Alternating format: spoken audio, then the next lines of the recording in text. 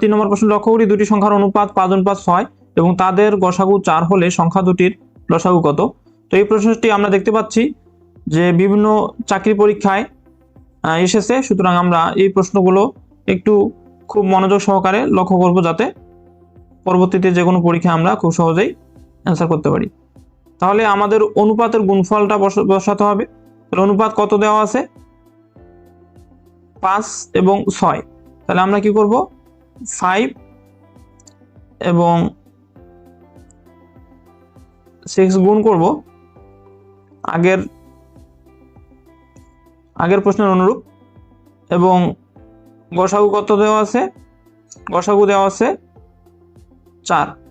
তাহলে আমরা এখানে 4 গুণ করি। গসাগু দেওয়া আছে 4। তাহলে আমরা যদি গুণ করি তাহলে আমাদের নির্ণয় গুণফলটাই হবে কি? লসাগু। তাহলে 4 6 24, 5 24 120।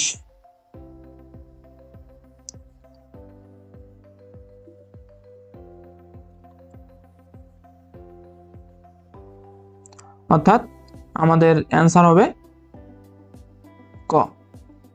দুইটি সংখ্যার অনুপাত 7:5 এবং তাদের লসাগু 140 হলে সংখ্যা দুটির গসাগু কত? প্রশ্নটি এসেছে 39তম বিশেষ পরীক্ষায়। তো এক্ষেত্রে আমরা সূত্র জানি হচ্ছে লসাগু সমান অনুপাতের গুণফল গুণ গসাগু।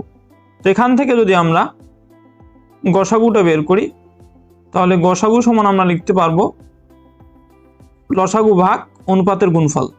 অর্থাৎ আমাদের মেইন সূত্র কিন্তু প্রথমটাই, যেহেতু আমাদের এখানে গসাগু বের করতে হচ্ছে, তাহলে আমরা এখান থেকে গসাগু সমান পাচ্ছি হচ্ছে লসাগু ভাগ অনুপাতের গুণফল। তো আমরা মানগুলো বসিয়ে দিয়ে ক্যালকুলেশন করি, তাহলে আমাদের নির্ণয় গসাগু বের হয়ে আসবে। তো লসাগু কত দেওয়া আছে? লসাগু দেওয়া হচ্ছে 140, 140, এবং নিচে হবে অনুপাতের গুণফল। অনুপাতের গুণফল কত দেওয়া আছে? অনুপাত কত দেওয়া আছে? 7:5। তাহলে আমরা এই যে 7:5কে গুণ আকারে লিখে দেব, যেহেতু আমাদের গুণফল বসাতে হবে। তাহলে 7 গুণ 5। তো আমরা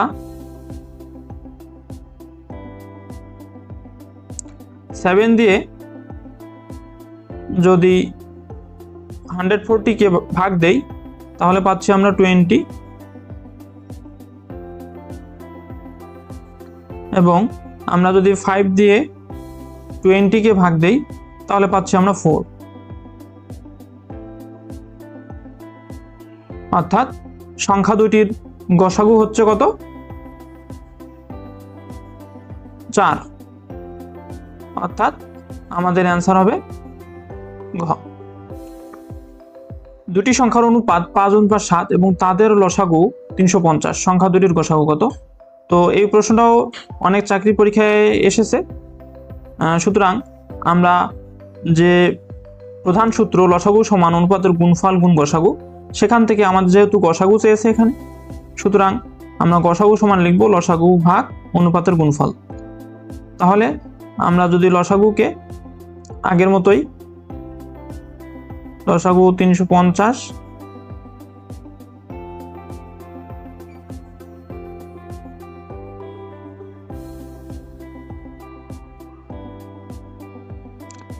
350কে আমরা অনুপাতের গুণফল দিয়ে যদি ভাগ দেই, অনুপাত দেওয়া আছে 5 7, তো এখানে 5 গুণ 7 হবে। তাহলে আমরা দেখতে পাচ্ছি 350কে আমরা 5 এবং 7 গুণ করলে 35 দ্বারা ভাগ দেই, তাহলে আমরা 10 পাচ্ছি ভাগফল।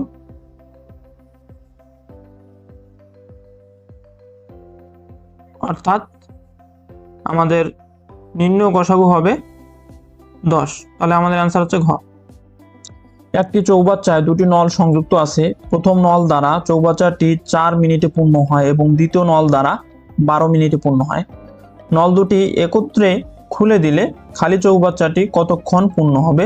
প্রশ্নটি এসেছে প্রাথমিক বিদ্যালয়ের সহকারী শিক্ষক, প্রথম ধাপ 2019। তো এই ধরনের প্রশ্নগুলা আমরা একটা শর্টকাট সূত্রের মাধ্যমে সমাধান করতে পারি।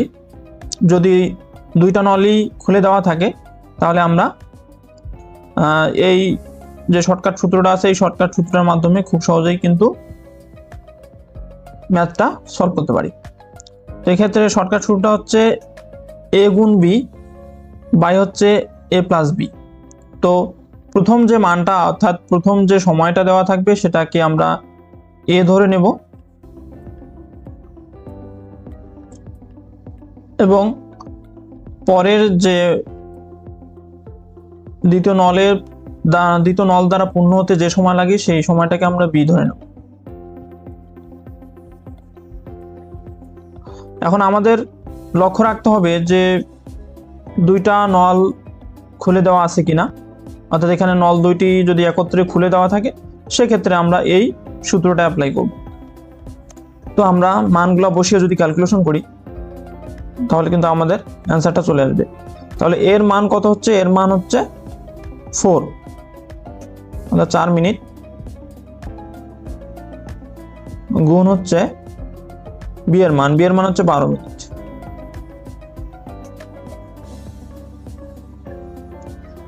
এবং নিচে হবে কি এই সংখ্যা দুইটার যোগফল, অর্থাৎ এ এবং বি এর যোগফল। উপরে গুণফল এবং নিচে কি হবে? যোগফল। 4 প্লাস 12।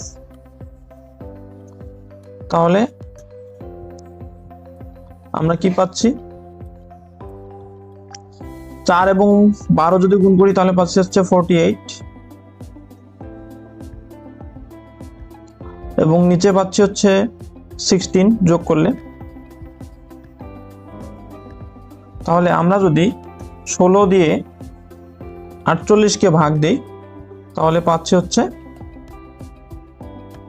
3। অর্থাৎ দুইটি নল যদি একত্রে খুলে দেওয়া হয় চৌবাচ্চাটি পূর্ণ হতে 3 মিনিট সময় লাগবে। তাহলে আমাদের অ্যান্সার হচ্ছে খ। একটি পানির ট্যাঙ্কে দুটি নল আছে। প্রথম নলটি খুলে দিলে ট্যাঙ্কটি 10 ঘন্টায় পানিতে পূর্ণ হয় এবং দ্বিতীয় নলটি খুলে দিলে পানিপূর্ণ ট্যাঙ্কটি 15 ঘন্টায় খালি হয়। অর্থাৎ প্রথম যে নল সেটা খুলে দিলে 10 ঘন্টা পূর্ণ হয় এবং দ্বিতীয়টি যদি খুলে দেওয়া হয় তাহলে 15 মিনিটে ওই ট্যাঙ্কটি খালি হয়।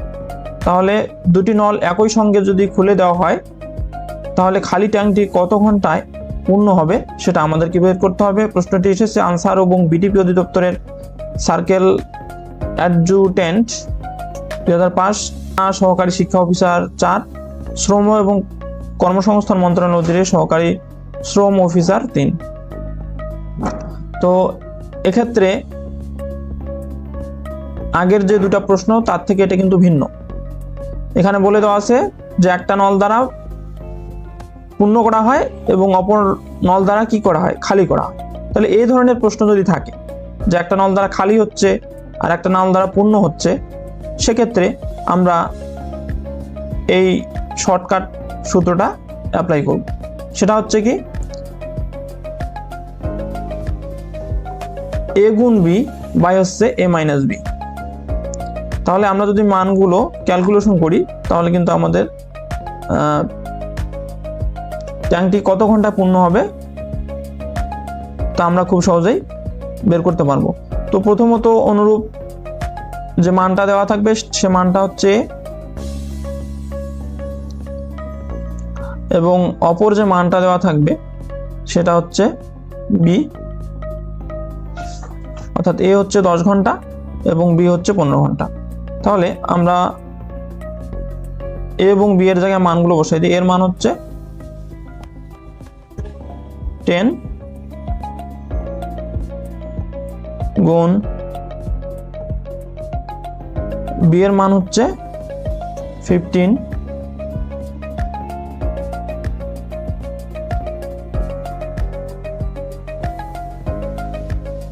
এবং নিচে হবে বিয়োগফল, সেটা আমরা বড়টা থেকে ছোটটা বিয়োগ করে দেব।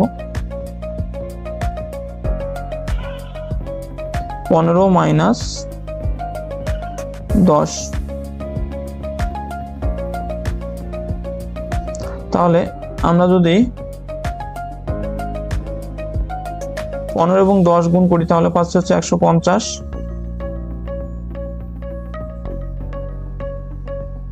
বাই হচ্ছে 15 থেকে 10 বাদ দিলে হচ্ছে 5 পাচ্ছি। তাহলে আমরা যদি 5 দ্বারা 150-কে ভাগ দেই তাহলে পাচ্ছি 30।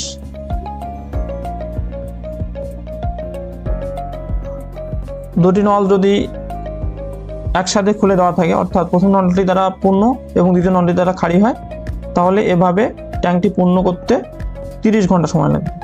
তাহলে আমাদের অ্যান্সার হচ্ছে ঘ। আরেকটি প্রশ্ন লক্ষ্য করি, একটি পিপায় দুটি নল সংযুক্ত।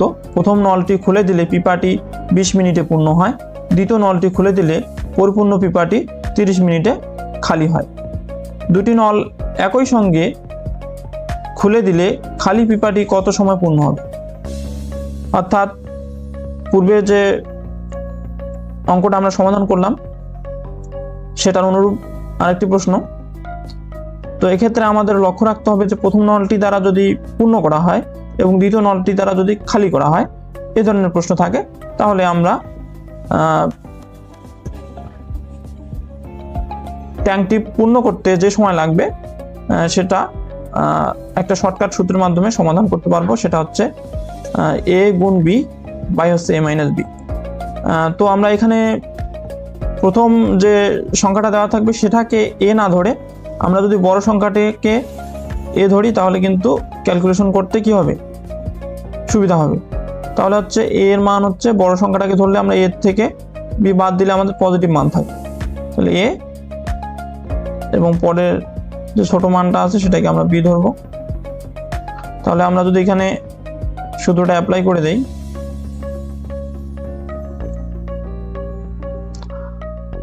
এর মান হচ্ছে 30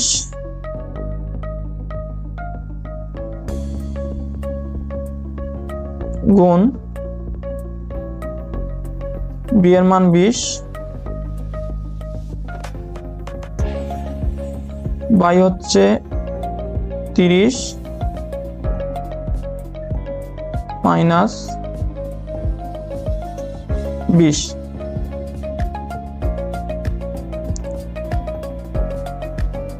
তাহলে আমরা যদি 20 এবং 30 গুণ করি তাহলে পাবো 600।